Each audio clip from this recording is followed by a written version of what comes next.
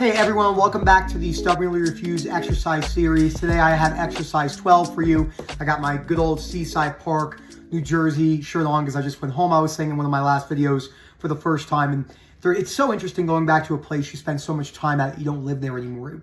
It was nostalgia. I mean, I worked on the Seaside Boardwalk for almost 8 summers. It was a blast.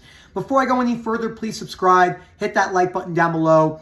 Please comment. Let us know what you think about the videos. We love the engagement, as most people see. I'm very active in the comment sections on all of our YouTube, Instagram, Facebook, everything. Okay, and then Phil at OCDrecovery.com. So let's find exercise 12, which I know is right next to. Okay, here we go. Okay. You cannot very well solve practical problems or make good decisions without taking some risks. Risks in life are critical, whether it's a very calculated risk, and with OCD, we know we can go over calculation and we have analysis paralysis. Whether you have OCD or not, taking risk in life, regardless of what happens, the outcome is necessary if you want to progress in anything in life. Marriage, business, OCD, anxiety recovery, building something, learning a new instrument. So some of those things are taking too long to solve a problem or make a decision, analysis paralysis, spending too much time and energy to solve or decide on the solution. I'm very good. I've trained myself. There's not many things in my life that need a lot of thought when it comes to decision making, not on a day-to-day basis. Big decisions, maybe a big purchase price if you're buying a home or maybe a car. But even so, I can look at data because it's something I love. Most people that know me personally know I love economics. I love the actual basis of how the economic structure works in any country. Love that. So I can look at something, look at maybe like a rebate price or something and make that decision quickly. And if I'm wrong, then I learn something from that. So taking too little time and trouble to plan, decide what to do. And that's the opposite, right? You're never going to find, because I know you just heard those two, they're vice versa. And then people think, well, I don't know is the right way to do it. And then they go crazy. Picking the wrong decision and having to live with it. We always have to accept that.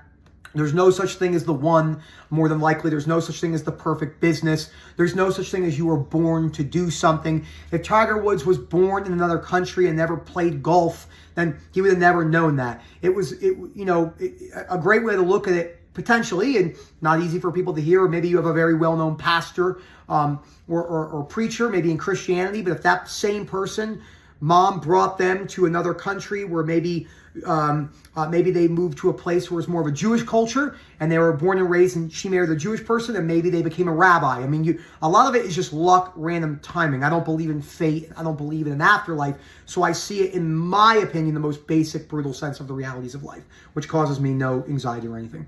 So finding a fairly good solution, but not a great one, which we really like to find. So this perfectionistic nature of society, looks, job, career, finances, a partner, the best of the best. There's no such thing. There's going to be pros and cons in every single thing you do. Married, there's pros and cons in marriage. You hear people that say there's no cons in marriage. That's not true whatsoever. Or being single is the best thing ever. That's not true either. There's pros and cons to everything.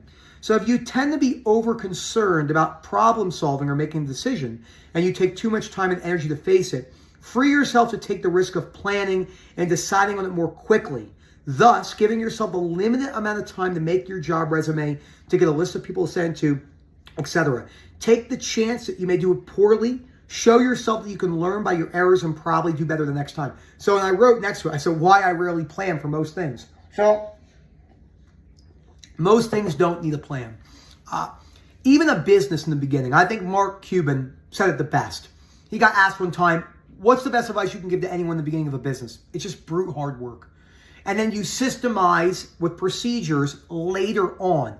The beginning of most businesses is who can work longer hours, no matter what anyone tells you. That's just the truth. At least I think it is. Who can work longer hours, diligent, better at problem solving, better at just getting it done. So let's say in my healthcare company, we do corporate accounts. Let's say I wanted to target certain car businesses, Mazda, Toyota, Ferrari, whoever. So many people will spend way too much time, useless time, instead of, I'm waking up at 10 a.m. and I'm walking into every car dealership for 5 hours in a 20-mile radius and pitching them my idea. And if they all say no, then guess what? I've learned something about rejection. Most things in life do not need planning. Like Wedding planning is the biggest disaster and causes so much stress because of the beliefs behind it. It's not the planning itself. It's, I need to be perfect. It has to be this way, etc. What type of dog should I get? Right? I got Daisy right here scratching herself on my, she's like, her head's all sideways.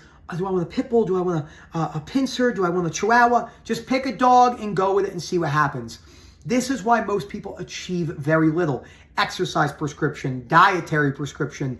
Just make a decision and go with it. Train yourself. That person who does that, you can't say for sure, but I put all my money on the people that do that will have more success in everything in their life, more than likely, than people that don't do that. More than likely. Can't be a guarantee. Remember, most people are speaking in absolutes. I know. Shh. No barking. She's like sitting there growling at me. If when you force yourself to plan and decide on some important task quickly and you refuse to do so to achieve that goal, you can actually have some negative reinforcements. Remember, so you have to eat a food you don't like, etc., etc. So exercise 12 wasn't really long. After that is the REBT self-help form. It is important to fill this out. I have all my notes here. Some of my irrational beliefs.